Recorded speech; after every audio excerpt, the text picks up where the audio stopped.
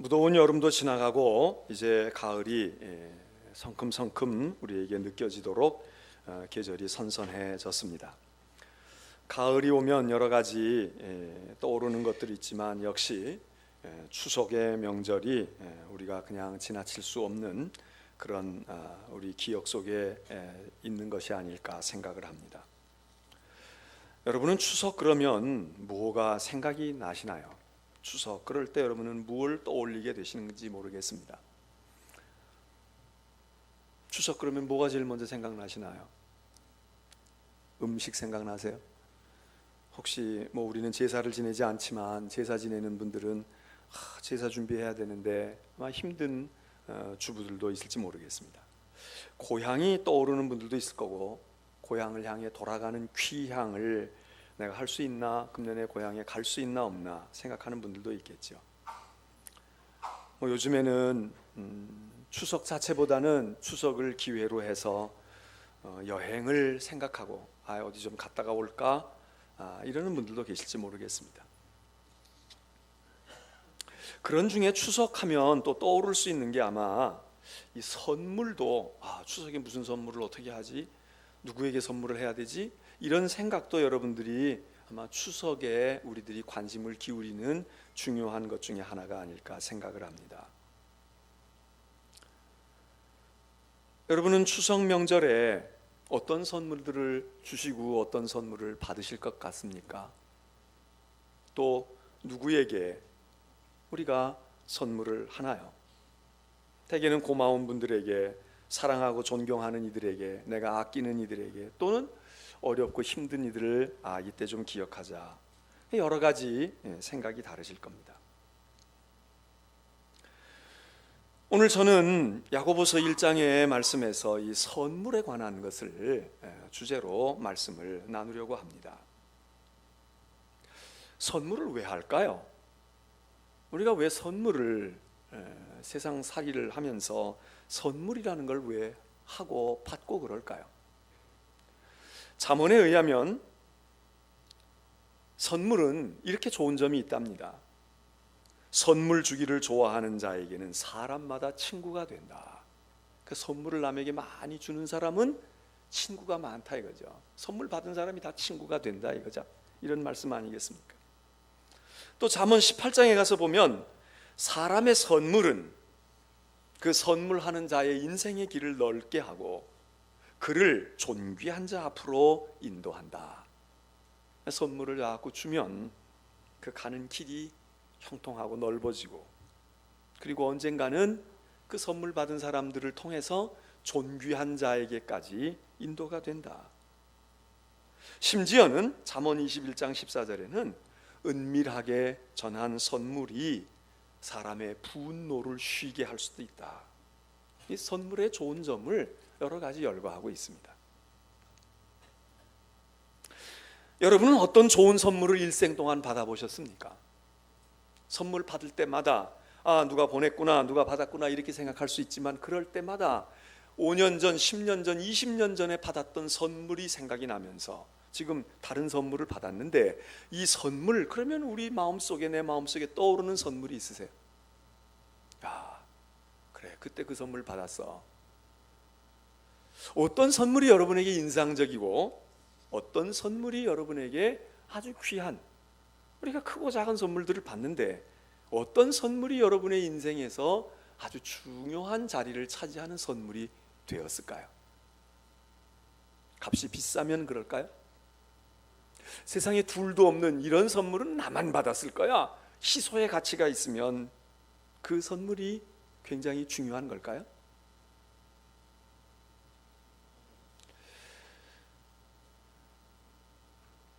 얼마 전에 미국의 일리노이주의 어떤 식당에 10대 소년이 아르바이트를 하고 있었습니다. 이제 미국 식당 같은 데는 팁을 주지 않습니까? 근데 그날 어떤 손님으로부터 무려 음식값의 50배가 되는 그런 팁을 받았다는 거예요. 50배면은 5000%입니다.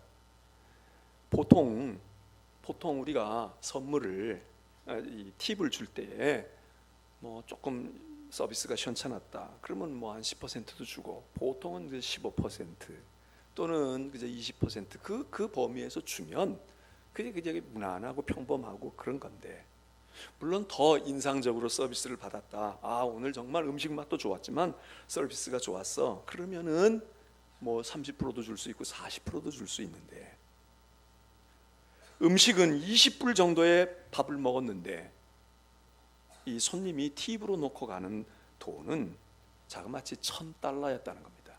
우리 돈으로 120만 원, 2만 원짜리 음식을 시켜 먹고는 120만 원의 팁을 그 종업원에게 주었다. 얼마나 그가 서비스를 잘했길래 2만 원짜리 음식을 먹고 120만 원의 팁을 주었을까? 그 영수증 옆에다가 팁 1,000불 이렇게 쓰면서 그 손님이 쓴 말은 친절한 서비스에 감사한다 그래서 썼다는 거예요. 친절한 서비스에 감사한다. 그리고는 친절한 것이 얼마나 대단한 것인지 내가 그걸 좀 알리고 싶었다, 그렇게 메모를 했다는 겁니다. 아마 이 소년은, 이 10대의 소년이 식당에서 아르바이트 하면서 이 1,000불의, 한 손님으로부터 1,000불의 팁을 받은 것 일생 잊지 못할 것입니다.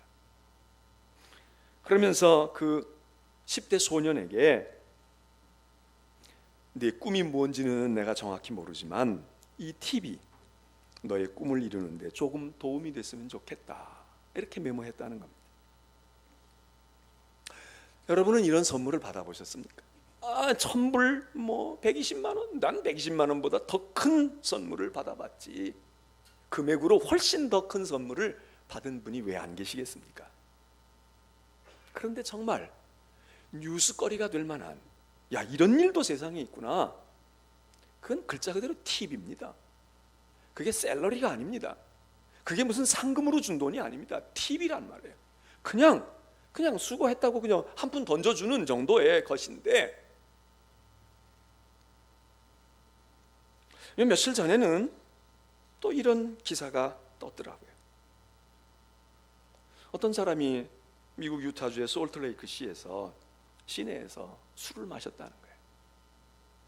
근데 술에 시중을 드는 웨이트리스가 여자요, 웨이트리스가 있는데 그 여성에게 팁을 주었는데, 술값은 얼마였느냐? 500불 정도였는데 팁을 3,000불을 줬다는 거예요. 그러면서 그 팁에다가 팁 이렇게 쓰지만 않고 뭐라고 썼느냐?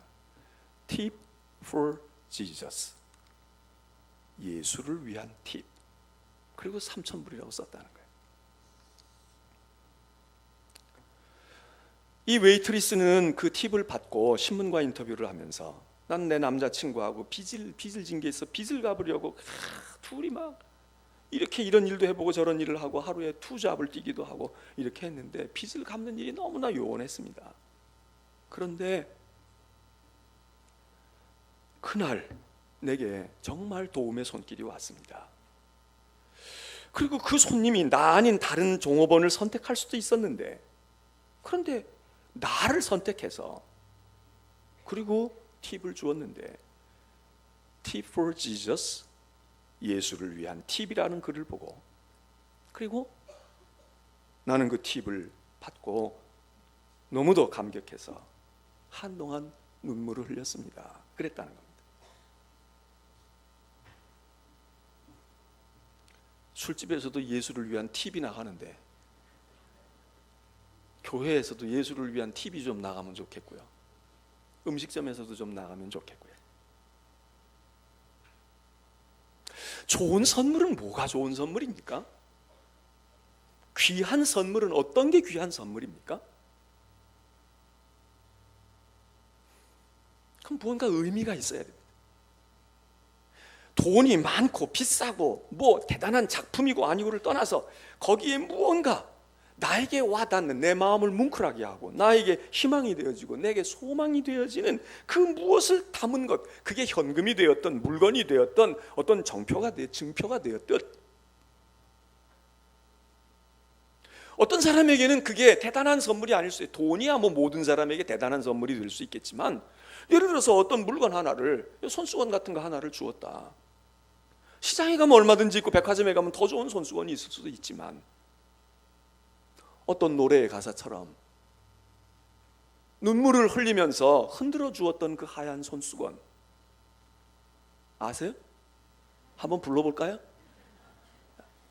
만일 그 손수건이 내게 있다면, 내 눈물을 닦아주었던 손수건이 나에게 있다면, 그 손수건이 다른 사람에게는 그런 손수건 수백 개도 더 있어, 거들떠도 안 보지만 내 인생에 눈물이 담겨 있고 내 고통과 아픔이 그 속에 담겨져 있는 손수건이라면, 그 손수건이, 그리고 그 손수건이 나를 사랑하고 아끼는 사람이 나에게 준 거라면, 그게 어떻게 모든 사람에게는 가치가 있는 것이 아닐지 몰라도 그 눈물의 의미와 그 사랑의 의미를 알고 있는 사람에게 그 손수건이 얼마나 가치 있는 겁니까?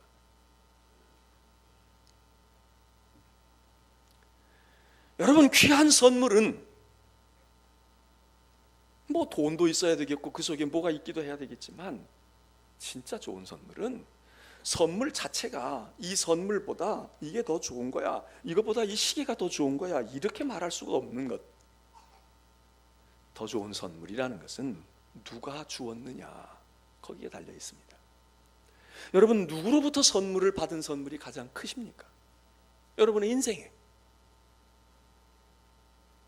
내 제자로부터 받은 선물이 가치가 있을 수 있고요, 죽은 내 남편으로부터 받은 선물이 가치가 있을 수 있고요, 고생하고 수고해가지고 그래서 평생 배골고 춥고 힘들게 살아온 부모가, 남들이 볼 땐 그 가치가 별거 아니지만 자그마한 집 한 칸이라도 또는 돈 몇 푼이라도 꼬깃꼬깃 모았다가 건네주면, 그걸 받은 자녀, 그 배우자, 얼마나 큰 선물입니까?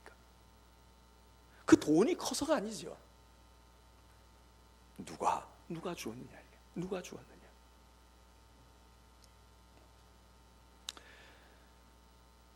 여러분에게 가장 기억에 남는 선물이 무엇이냐고 제가 물었지만, 그러면 여러분은 누군가에게 오늘날까지 선물을 해왔을 겁니다. 과연 우리의 선물을 누군가가 받고 그 사람이 10년 전에 받았는데, 5년 전에 받았는데 우리를 기억할까요? 아, 그 사람이, 그분이 나에게 그런 선물을 줬어. 그때 말이야, 나는 정말 냉수 한 그릇만도 내게 더없이 소중할 때였는데 그가 나에게 밥 한 끼를 주었다고, 아니면 그가 나에게 무엇을 건네주었다고. 우리는 그런 선물을 해봤을까요? 주었을까요? 받는 것도 좋지만 그런 선물을 좀, 이게 꼭 돈이 커야 되는 게 아니고, 그런 의미, 그런 사랑, 그런 희생, 그 무언가 값진 내 인생에 그 무엇을 담아서 주었다면, 아마 누군가가 지금 오히려 준 나는 잊어버릴 수 있습니다. 나는 잊어버려요. 나는 그냥 그때 마음이 좀 그렇게 해서 좀 100% 주었는데 나는 그러고 잊어버릴 수 있어요. 받은 사람은 잊지를 못해. 여러분, 우리 생애에 내가 받았던, 주었던 최고의 선물이 무엇이겠습니까? 오늘 야고보서는 이렇게 말하고 있어요. 온갖 좋은, 그리고 완전한 선물은 위로부터 온다 이거예요. 위로부터 온다. 우리는 땅에서 좋은 선물을 기대합니다. 추석날 내가 누구에게 선물할까, 이것도 생각하고요. 금년에는 경기가 좀 좋으니까 좀 선물이 좋은 걸 받을 수 있을까? 많은 선물이 올까? 이런 데서 우리의 인생에 어떤 활력소를 찾기도 하고 보람을 느끼기도 하고, 내가 그래도 인생 헛살지는 않았어, 이렇게 생각할 수 있습니다. 근데 오늘 성경은 이야기하기를 정말 좋은 선물, 정말 완전한 선물, 어디에도 내놓아도 부끄러움이 없는 선물은 세상으로부터 오는 게 아니라는 겁니다. 위로부터 온다, 하나님으로부터 온다 이거예요. 근데 우리는 세상에서 좋은 선물을 받으려고 해요. 지위도 그럴듯하게 있는 사람은 받는 선물도 급이 다르지요. 급이 달라요. 내가 성공하고 내가 지위가 있으면 나에게 선물해 주는 사람도 함부로 아무거나 선물하지 못해. 그리고 시시통통한 거는 선물하려고 했다가도 아유 이런 거는 오히려 더 거북스러울 거야, 더 귀찮게 할 거야, 감히 선물도 못해. 그런데 오늘 야고보는 이야기합니다. 야고보서는 이야기해요. 속지 말아라. 속지 말아라. 뭘 속지 말라고 얘기합니까? 선물이 브랜드가 있는 건지 아닌지, 진품인지 명품인지 속지 말아라 그 얘기가 아니고, 야 너희들 착각하면 안 돼. 세상에서 좋은 선물이 오는 걸로 생각해? 대단한 사람을 알고 있으면 대단한 사람이 너에게 선물을 줄 거라고 생각해? 그리고 이 세상에 있는 것들이 진짜 좋은 거야. 값진 건 여기 있고 저기 있고 여기 있어. 세상이 주는 선물, 그건 온전하지 않다 이거예요. 그건 완전하지 않다. 그건 좋은 선물이 아니다. 너희가 정말 너희 인생에 내 삶의 좋은 선물이라고 하면 그 선물은 위로부터 와야 돼. 자식으로부터 오는 것도 아니고 부모가 물려주는 것도 아니고 위로부터 와야 돼. 하나님으로부터. 그러면서 사실 우리가 이 야고보서 1장 이 앞부분은 안 읽었지만 이 앞부분이 굉장히 우리에게 익숙한 부분입니다. 무언가 하면 사람이 자꾸 시험을 받는다는 거예요. 유혹을 자꾸 받아서 유혹에 넘어간다는 거예요. 그 왜 시험을 받느냐? 욕심 때문에 그런다는 거예요. 뭐 살기가 힘들고 뭐 어쩌고 저쩌고 그러지 마라. 아니야. 네가 시험을 받고 자꾸 믿음이 자꾸 흔들리고 그렇게 되어지는 이유는 뭐냐? 그 시험이 인간의 욕심 때문에 오는 거야. 뭐 욕심이 많잖아요. 여러 가지 욕심이 있잖아요. 많은 욕심이 있잖아요. 그 욕심이 너에게 있으면 자꾸 그걸 채우기 위해서 선물을 기다리고 땅에서 좋은 것을 기다리고 사람으로부터 뭘 기다리다가 내가 결국은 시험에 들게 돼. 그러니 속지 말아라. 너가 정말 좋은 선물을 기대하고 좋은 인생의 값어치 있는 어떤 것을 원하고 바란다면 위로부터 오는 거야. 하나님으로부터 오는 거야.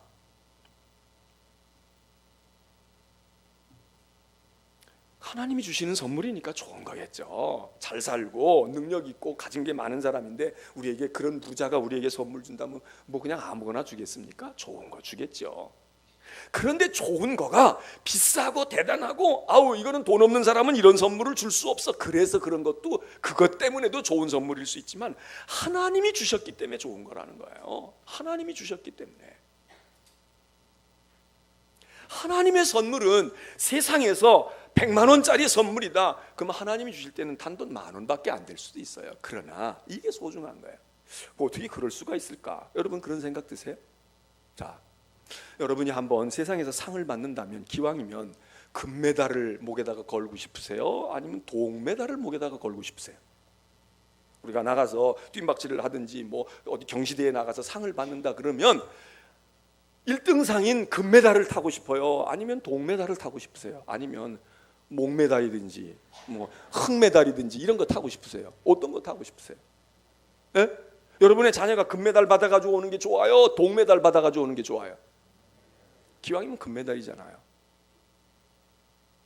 근데 제가 이렇게만 질문을 던지면 제가 아니지.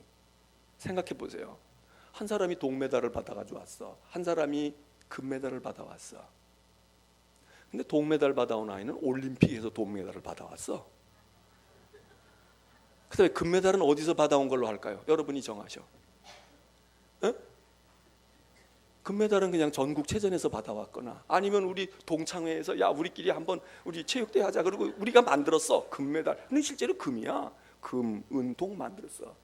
금메달이 좋아요? 동메달이 좋아요? 분명히 얘기하세요. 여러분의 자녀가 운명이 여기에 걸려 있어? 여러분의 아이들이 큰 아이와 작은 아이가 있는데 금메달과 동메달을 여러분이 타기를 바라. 여러분의 아들이 동메달 받는 걸 원해요? 금메달 받는 걸 원해? 응?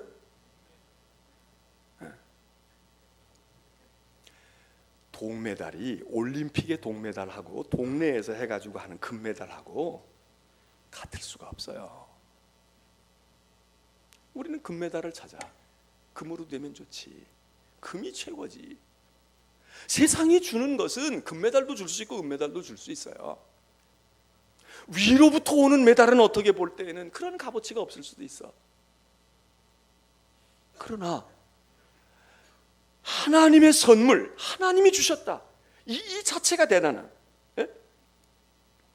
온갖 좋은 은혜로운 선물, 완전한 선물은 다 위로부터, 땅에서부터 오는 게 없다. 인간이 주는 것이 없어. 빛들의 아버지로부터 내려오는데 거기에는 변함도 없고 지나가도 값이 떨어지지도 않아. 그리고 회전하는 그림자도 없다. 모든 부귀 영화에는 다 그림자가 있습니다. 다 그림자. 사람이 얻는 게 있으면 잃는 게 꼭 있잖아요. 네? 얻는 게 있으면, 젊은 시절에 열심히 공부했어요. 외길만 왔어. 그런데 인생을 살면서 지나놓고 보니까 학창 시절에 아쉬움이 너무 많이 남는 거야.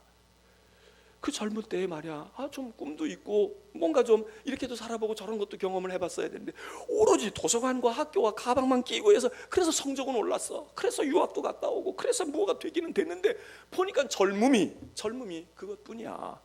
물론 죄 짓고 함부로 하는 것보다는 훨씬 건강하고 그러지만, 그러나 인생을 쭉 뒤안길에 돌이켜보니까 뭐 그렇게 하나 저렇게 하나, 사실 나이가 70대고 80대고 나면 다 비등비등하고 비만 그저 비슷비슷해. 그런 건데 이 가슴 속에 말이에요, 젊은 시절에 사랑도 한번 제대로 해보지 못했고, 뭔가 한번 낭만을 추구해보지도 못했고, 불의에 강하게 싸워보지도 못했고, 아무것도 없어. 인생의 선물은, 세상에서 우리가 얻고 쟁취하고 가지는 것들은 그런 겁니다. 좋아 보이지만, 그리고 그게 잘못이 아니에요, 죄가 아니에요, 괜찮아요. 그렇지만 그림자가 다 있어. 무언가가 그림자가 있어. 그러는 동안에 아이들이 훌쩍 커버린 거야. 나는 공부한다고 그러고 사업한다고 그러고 막 공중공중 뛰다가 보니까 어른셋 나도 모르게 아이들이 20살, 25살 다 커버렸어. 돈은 벌었어. 명예도 얻었어. 그런데 아이들에게 남는 게 없어. 그 그림자잖아요. 그런데 하나님의 선물은 회전하는 그림자도 없다. 이렇게 돌려가도, 아무리 돌려가도 그림자가 안 생긴단 말이에요. 이게 정말 좋은 선물이지. 야고보서는 우리들에게 이야기합니다. 속지 말아라. 너희가 세상에 좋은 선물을 얻으려고, 세상 사람으로부터 무엇을 얻으려고, 세상이 주는 것에서 내 인생에 아주 희한한 선물을 얻으려고 착각하지 마. 정말 좋은 것은 위로부터 오는 거야. 하나님이 주셔야 돼. 수가성이라고 하는 사마리아 우물가에서 예수님이 목이 말라서 어떤 우물가에 찾아가서 물길로 온 사람에게 물을 요청합니다. 나에게 물을 좀 줄 수 있느냐고. 우리가 잘 아는 사마리아 여인과 예수님과의 조우입니다. 만남입니다. 그랬더니 이 여자가 이상하게 여기는 거예요. 당신은 유대인의 남자인데 나는 사마리아 사람이고 더군다나 여인네 아닙니까? 근데 유대인 남자가 사마리아 남자에게도 상종하지 아니하는데 사마리아인 여자인 나에게 물을 달라고 하는 이런 황당한 일이 어떻게 벌어집니까? 이게 도대체 이럴 수가 있는 겁니까? 이러고 놀라움을 표시하고 반문을 할 때에 예수님께서 뭐라고 말씀하십니까? 우리는 성경을 읽을 때에 우리가 익숙하고 우리가 중요하게 여기는 성경 구절이 우리에게 큰 의미를 준다고 생각을 하는데, 물론 대부분은 맞지만, 그러나 어떤 때는 우리가 깊이 생각하지 않았던 구절을 통해서도 우리들이 음미할 부분이 많이 있습니다. 그때 주님이 그런 요구를 하고 그 여인이 그 대답을 이상하다, 그리고 당신은 유대인 남자가 아닙니까? 이러고 이야기할 때 주님이 그 여인에게 뭐라고 말씀하세요? 야, 너는 이 산에서도 말고 저 산에서도 말고 말이야, 하나님을 예배하라고 신령과 진정으로, 이런 유명한 말씀들이 그 후에 나오지만, 그리로 가기 위해서 주님이 끌어가시는 대화 가운데 중요한 얘기가 이런 질문을 던지시는 거예요. 여인이요, 당신이 말이야 하나님의 선물이 무엇인 줄 알고, 그리고 지금 물을 구하고 있는 당신 앞에 서 있는 이 사람이 누구인 줄 알았더라면 넌 그렇게 질문하지 않았을 거다. 그런 반응을 보이지 않았을 거다. 그렇게 얘기하십니다. 이 예수님의 질문이 오늘 우리는 그렇지, 그 사마리아 여자가 뭘 알아? 그 여자가 모르니까 그랬지. 예수님인 줄 알면은 그냥 얼른 물을 떠들이든지 얼른 그랬어야지. 우리 그렇게 얘기하지만 오늘 주님이 우리에게도 그렇게 질문하시지 않을까요? 야, 너희들 하나님의 선물을 알아? 너희는 세상의 선물 줄 형편도 못 되고 선물 받지도 못하고 뭐 인생을 내가 이렇게 사니? 그리고 너희가 쓸쓸해할지 모르지만, 명절이 와도 명절이 아니야 그럴지 모르지만, 아니 내가 젊었을 때는 그래도 꽤 잘 나갈 때는 말이야 전화도 오고 선물도 오고 택배에 그냥 꼬리를 물고 오더니 내가 퇴직하고 내가 사업에 실패하고 내가 이렇게 되니까 이제 1년이 다르고 2년이 다르고 한 10년쯤 지났더니 아주 나는 인생도 아니구나. 그러고 너 쓸쓸해? 야, 너희가 하나님의 선물을 알아. 하나님의 선물을 알아. 그리고 내가 누구인 줄 알아. 이 질문이 오늘 수가성 여인, 사마리아 여인에게 던져지는 질문입니까? 우리에게 던져지는 질문입니까?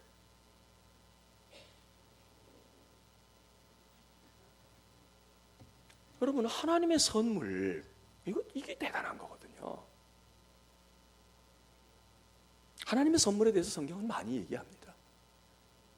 제가 자세히 다 말씀을 드릴 수 없지만 우리가 잘 아는 대로 우린 다 하나님의 선물을 받은 사람들입니다.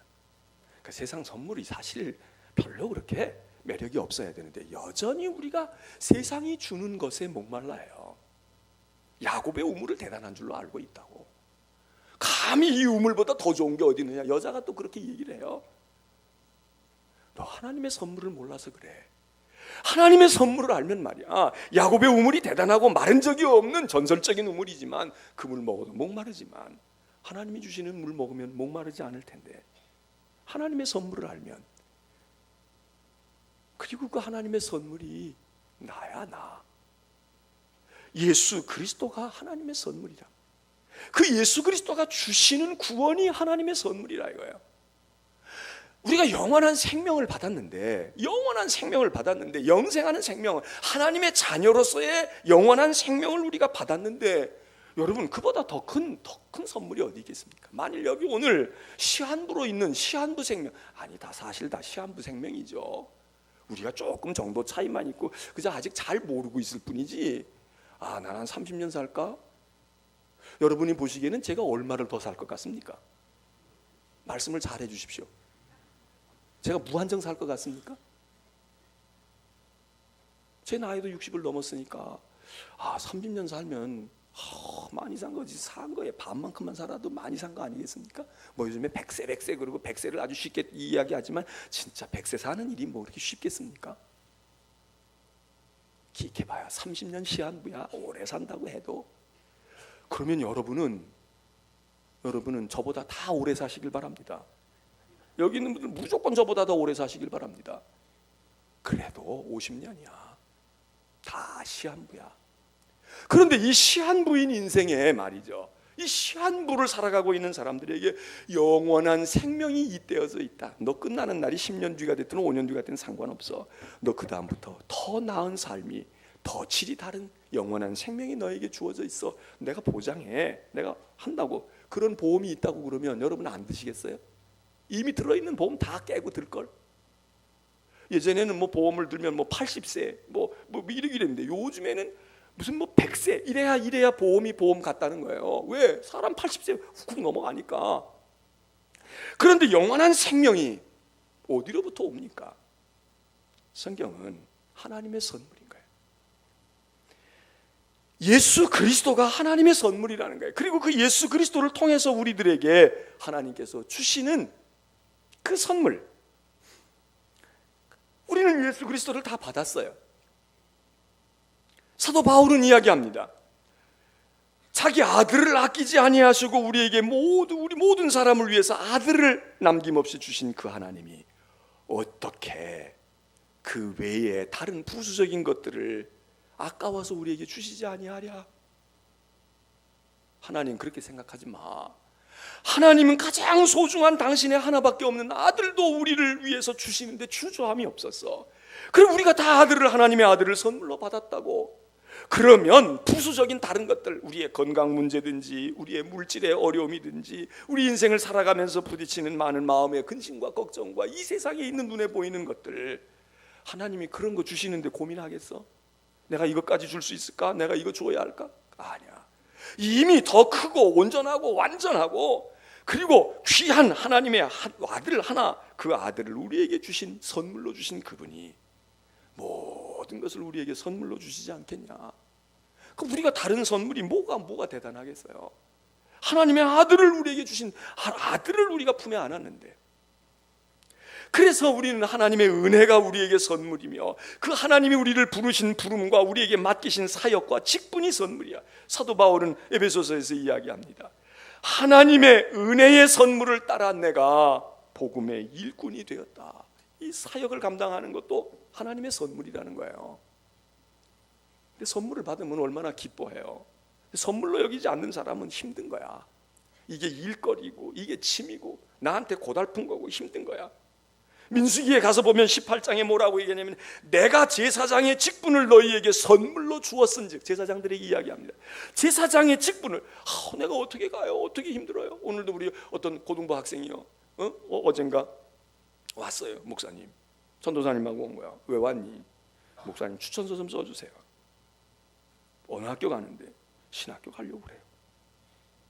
자, 물론 그러지 않아도 공교롭게 제가 그 전에 바로 몇 시간 전에 어떤 모임에 있을 때 우리 집사람하고 이야기하면서 걔가 대학을 어디 갈래나 모르겠네, 그런 얘기를 막 했는데 잠시 뒤에 한 1,000시간 뒤에 온 거예요.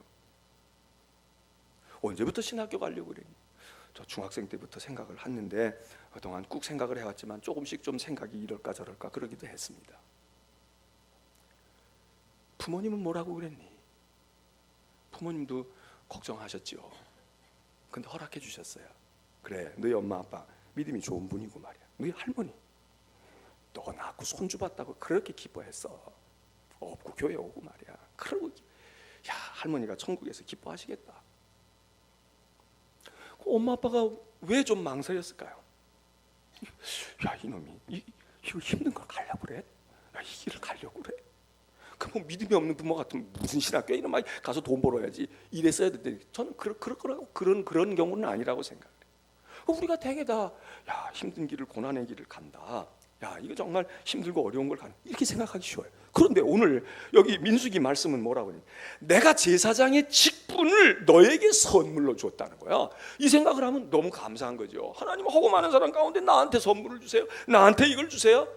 이게 뭐 인간적으로 조금 힘들고 어려운 게 있는 것 같아도, 그래도 생각해보면 제사장의 직분만 선물이겠어요? 장로의 직분도 선물이고요, 목사의 직분도 선물이고요, 집사도 선물이고, 하나님의 부르심을 받은 것도 선물이고.